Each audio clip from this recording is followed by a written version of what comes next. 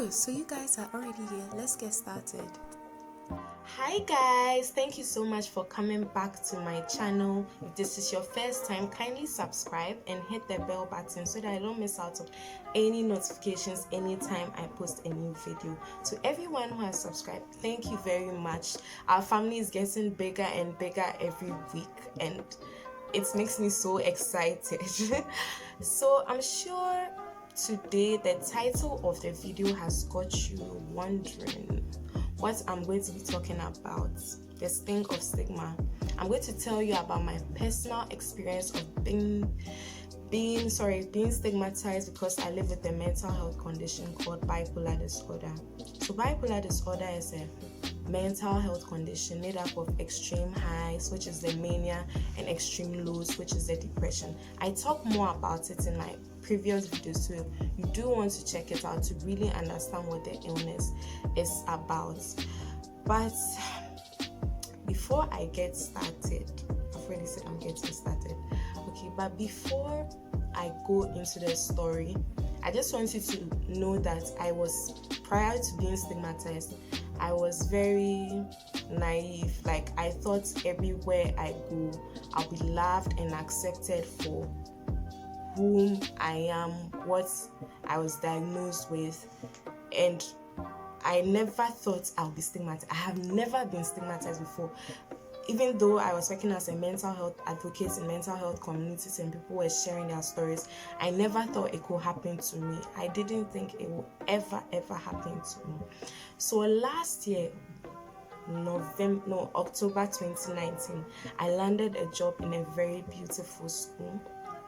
It's an international baccalaureate school, so the school is like teachers and students are supposed to exhibit certain principles. Those are the principles on which the school is run. So you are supposed to be caring, you're supposed to be a thinker and an inquirer, you're supposed to it's been a while so I've forgotten, but what I really remember is the caring part and being open-minded. It means you are supposed to love everybody, love every child. Teachers are supposed to work and cooperate well with each other.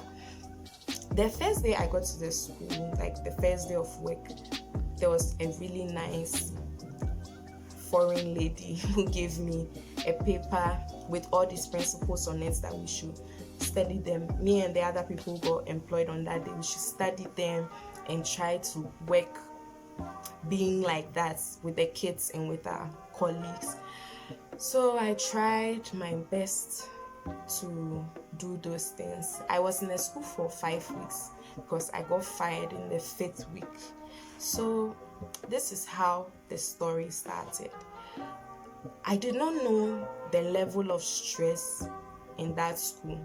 I know in Ghana, most of the time, they will tell you that private schools, the stress and workload is a lot. I had heard those things, but I thought this was going to be different for me, or I'll be able to adjust. But while working at the school, the stress levels were so high that every day I'll go to school with the fear that, hey, what if something happens to me? Because with bipolar disorder and most of these mental health conditions, there are certain triggers and stresses. Those things can make the illness come back harder. Let's take it for example. So you are having malaria and you don't have malaria. Let me put it that way. You don't have malaria, and then a mosquito bites you, then you get malaria. So the malaria has come back. So it's like the mosquito triggered that illness to come. So we could say that the mosquito is like a trigger, a stressor for malaria. So for people with mental health conditions, stress is very, very bad for us, like really bad. It can trigger the illness, can make it come back harder. So that's what we call a relapse. And so going to school every day, like I said, the stress levels were high, and I used to commute every day. I was literally traveling every morning to school because I live very, very far away from the school, very far away. And I needed this job. I needed to survive because after school, one of my greatest fears was that I'll be unemployed. In Ghana, unemployment is really, really high. The rate is so high. We have people graduating school every year in amazing courses, but they never find the job that they want, the job that works for. The jobs are not even available. You have to like be highly connected to people in high places before you can get a job and get paid and survive. And so getting this job was like my dream come true. I remember when I was in a bus, when I received the call that I had gotten a job, I wanted to scream in the car, in the bus, but I couldn't. I just had to compose myself, but I really wanted to. I was so grateful. I am still grateful for the experience that I got from there, because I learned so many things that I think I would even use to teach my kids. I was a grade 1 teacher, class 1 for kids in class 1. So I was teaching kids between the ages of 5, 6, 7. They had just come out from kindergarten, and so the kids themselves, I could say that they were in transition. They were transitioning between being maybe a little kid to a bigger kid. So they already had their own issues, coming to a new environment, dealing with more difficult subjects and stuff like that. They were already adjusting themselves. I was also adjusting because I, as a kid, never went to I went to a government school. That was a private school, and in Ghana some people call it Saito. So like I didn't have this kind of like privileges, having a class with air conditioning, water dispensers, CCTV cameras and stuff like that. So to me, I felt like they were blessed, but sometimes they didn't even see that how blessed and privileged they were. So sometimes they could be snobbish, they could disrespect you. You can't really do anything about it, because it's me working there as a staff. I used to feel like I was not valued as a person. I was just being treated to take care of the kids, and me as a person, I wasn't so valued. You know, when you're working for someone and you can feel that, you know, I see you, you see me, and I cherish and value the work you are doing for me. I never really felt that way. I didn't. But aside that, we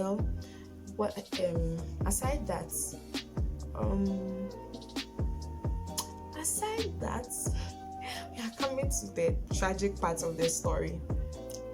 In my fourth week, we had a parent-teacher conference, and at the end of it was a Saturday. The week had been stressful, and let me tell you how every day was like at that school. So I told you that I commute, so I'm leaving the house like around 5:15 in the morning. So I have to be up around 4 o'clock, and then I get to the school like 6:30, because all teachers are supposed to get there by 7 o'clock. So I get to the school around that time, and then school closes for the kids at 2:30. And when school closes at 2:30, the parents come for their kids from like 2:30 to 3:30. Around 3:30, 3:45, we send the kids to an after school program, because teachers are going to have a series of meetings with the grade head, that's like the supervisor, to plan what we are going to teach the kids the next day, the following week, and stuff like that. And so the meeting starts from like 4 o'clock to maybe like 5:30, 6 o'clock. Sometimes it could extend. And whilst we are having that meeting, all I'm thinking about is the time I'm getting home, because I'm supposed to take my medication at 7 p.m. That's when the medication is supposed to get in my system, and work throughout the night till the next morning. Like it needs a long amount of hours to work, and then by morning it'll be out of my system and I'll not be drowsy or anything. But when the meetings end like 6 o'clock, 5:30, it's so difficult to get a car from the school to the station where I'm going to pick the bus to come home. And sometimes even when I get to the station in time, it takes like forever for the car to load, like for more people, because the bus isn't leaving the station till it's full. So I'll be there in the bus thinking, should I take my medication or should I not take it? And the thing is, I'm the only one, like I'm all by myself. If I take the medication, my medication can be tricky. That's the thing. My medication can be tricky. There are days you take it, it will knock you out, like you just sleep. There are days that you take it, you can still do your things, you not feel sleepy. You can never really tell. And sometimes the medication depends on what you have done during the day. Like if you are tired from the day already and you take it, you just sleep. So it can be very tricky. You never really know. And so I feel like the safest thing to do is to wait and come home, take it in the safety of my home, take it and then sleep. I know I'm safe, but not in a car where I don't know anybody. What if it knocks me out and stuff like that? So I'm getting home like around 9:30, 9 o'clock p.m. and I have to sleep. Sometimes I have to prepare the food for the next day, the food or lunch I want to have the next day, and organize myself. So maybe I'm sleeping like around 10 o'clock, and by 4 o'clock I need to be up and ready because I need to prepare myself mentally and everything. And so I'm commuting again, and the cycle keeps on continuing. So by Saturday were my most precious days. Like I need to sleep, I need to rest. But we had this parent-teacher meeting, and the meeting ended like around 1 o'clock, and the head of the school said she wanted to speak to only teachers.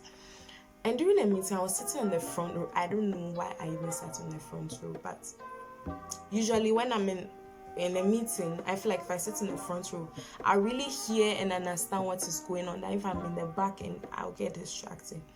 So as I sat there, I started dozing off. I knew I was dozing off, but I didn't know to what extent I was dozing off. I didn't know if anybody could tell I was dozing off.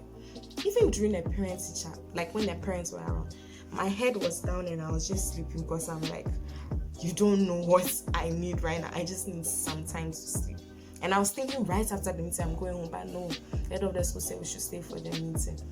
And she spoke for hours. I think she was really angry about the fact that a lot of things have not gone the way she wanted, as like the school to run. And then the parents too were very not, like they were so not happy, so they were taking it out on her. I understand her. It can be very difficult to just sit there and parents will be talking to you in a very harsh manner in front of your staff. It wasn't easy. And she saw me dozing off because I was in the front row, like I said. And she said I should go to the back of the meeting, go and stand there. Very embarrassing. I felt like I was back in senior high school. Like, I felt like, what is going on? I'm like 25 and I had to walk to the back like a kid and go and stand there. Like, so forget that. I didn't care because it's just teachers, it's just family. So I went and stood there, and I stood there till the meeting ended because I was so shy to ask, please, can I come back and sit down and hope I will not doze off again.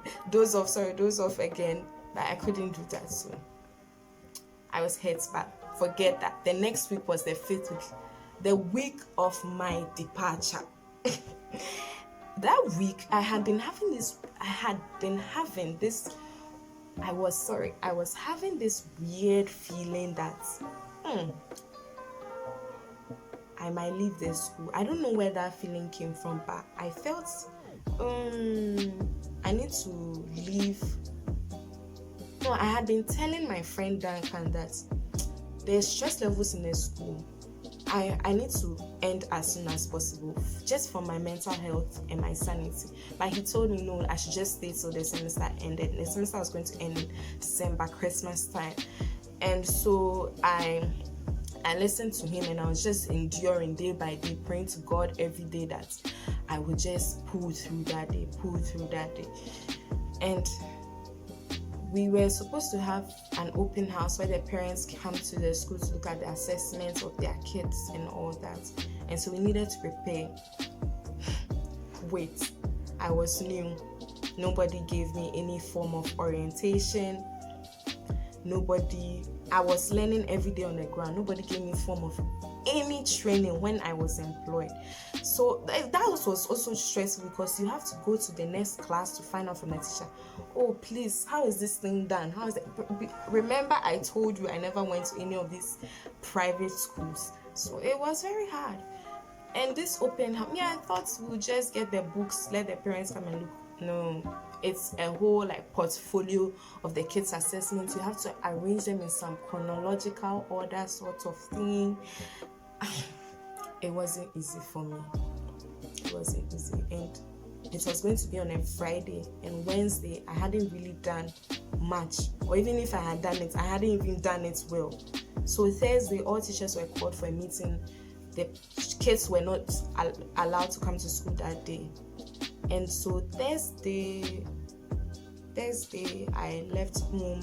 I could tell I was really tired. I could tell, like, when you're on medication and the medication is in your system, still in your system, you can feel it. I felt really worn out. And the foreign lady I told you about earlier was the one supposed to lead the meeting. She was late, so someone took charge of the meeting, but she later on came during the meeting and said she still wanted to have a word with us. I was tired, and so she was speaking, the foreign lady, and I was dozing off. I didn't even know I was dozing off, and she saw me and she said I should stop that. What I'm doing is making her angry. I should drink water or something.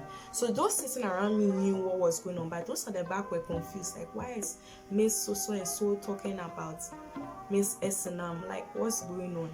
So I was drinking the water like this, and I was crying because I was thinking, why is it that everybody here is under stress? Because me and my friends used to talk that yes, it's stressful, but we'll force. I was wondering, why is everybody under stress and only me like is showing? I was crying, and I don't know if she saw me crying, but I was when I missed it, and I was just in a hurry to get out. But she sensed that I come back to see her with my supervisor. So she asked me, like, what's up? Why are you, last time you slept at the meeting, today too you are sleeping at the meeting? And so so during the meeting, I told her, I opened up to her that I'm bipolar, I take medication for it, it's under control and everything. She was so sympathetic, like, oh, I'm going to read about it, and I'm going to educate myself. Oh, I'm so sorry. And I felt, oh my God, I had already been admiring that lady because of her words of wisdom, her experience. She seemed like a really nice person. I was always shy to go and see her for help, because she's like one of the members of my family. She's high above and all that. And so she told me she will educate herself on it. So I was glad. And remember, I said the school is supposed to be open-minded, principled, blah blah blah. And so I didn't think I was in any form of trouble, not at all. And so she made my supervisor help me get ready that day for the assessment. But then next day, when my supervisor came to my class, and when the parents come, she will talk to them and everything. I was not allowed to. Well, I was allowed to give my inputs, but she did most of the talking, and if she seemed good at doing it way better than I was, because I was new after all. And so I allowed her to do it. Not that I allowed, she already had everything under control. She helped me get ready and everything. So but I knew something was up, like something was weird, like, why is it that I'm not being allowed to talk to the parents? The parents sometimes ask me things, and I'll look at her and she'll answer and all that. And so after the meeting, she told me that the foreign lady wants to see us on the other campus, so we should go back. So I thought, oh, she's just checking up on me, she just wants to know how I'm doing, how it went and everything. I thought, oh, this is a harmless meeting. But when we got to the other campus, someone told me that the head of the school wants to see you, assistant head wants to see you. So I felt like, wow, this is a board meeting. That's when I knew I was going to get fired. I could feel the stink already before it even happened. So I entered the conference room. They hadn't yet arrived, so I sat on one side. I sat anywhere, and then when they came, they were like, "No, Miss Esinam, sit on the other side. We gonna sit at the other side." Then I knew I was dead. Not dead, like literally dead, but I knew I was in trouble. And so they brought the school counselor along, and then the head of the school was like, "Oh, the foreign lady told me something. Is it true? Can you tell us your story?" So I told her everything, and they seemed like they understood. And she was like, "Let me find out from the school counselor what he thinks about this." The school counselor was like, I'm paraphrasing. I don't remember the exact words because I tried to format this experience from my head. Like, it was a nasty experience. And he was like, "Oh, with my condition, I'm a danger to the kids. I shouldn't be around them," and stuff like that. I have a feeling that they set the counselor up because I don't think he meant what he said. He knows better. If you have done psychology and psychiatry, you should know that people with mental health conditions, they are not like they are dangerous and all that. So we are not useless. We have worth. We have value. If we are on our medication and we are going for therapy, we are good. We are great. Yeah, wonderful. So the head of the school said, "Okay, Miss Esinam, I'm sorry, but today is your last day of work." And I just felt like a sword had been stabbed right through my heart. That's when I felt the stink. I felt like bees were all over my body, stinging me. Stigma. You have bipolar. Today is your last day. You have bipolar. Today is your last day. You don't deserve to work here. You have been rejected. You are nobody. You will never make. I was just hearing negative thoughts like that. Like what? And so I just asked them, "When am I going to get paid?" And she was like, "Oh, you get paid by the end of November." And trust me, I got paid 2 weeks after everybody got paid. You can imagine how scary that was. I kept on thinking, "Hey, what if they don't pay me?" Because I had invested money commuting every day. And what if things don't go on well? Hey, so like I will call every day the school, one excuse after the other. It was traumatizing. I hated it.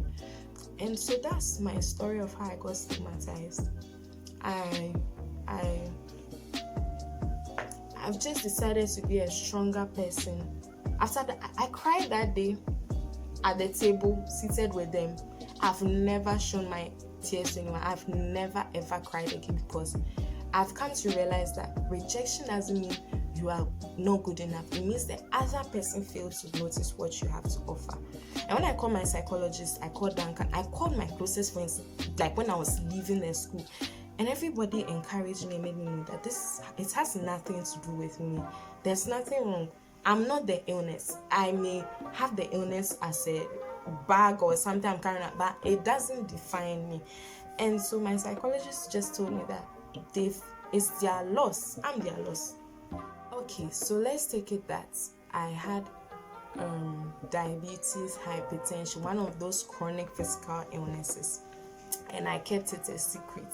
And later on, maybe they found out. I don't think I would have gotten fired because I take medication to manage my high blood pressure and my sugar levels, but just because of a mental health condition, I got stigmatized. And I didn't want to sue them. There was no need to sue them.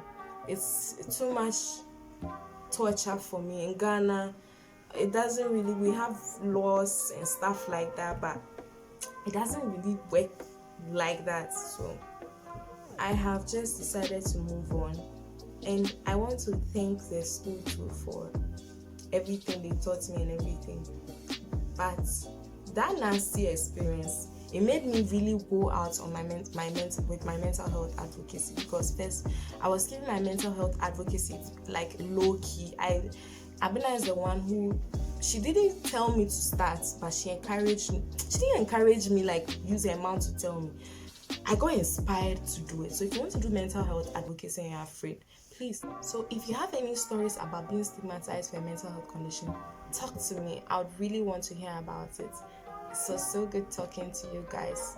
I've shared this story so many times with so many people, and every time I share it, it makes me happier because I want you guys to know the truth. So thank you for watching. Bye.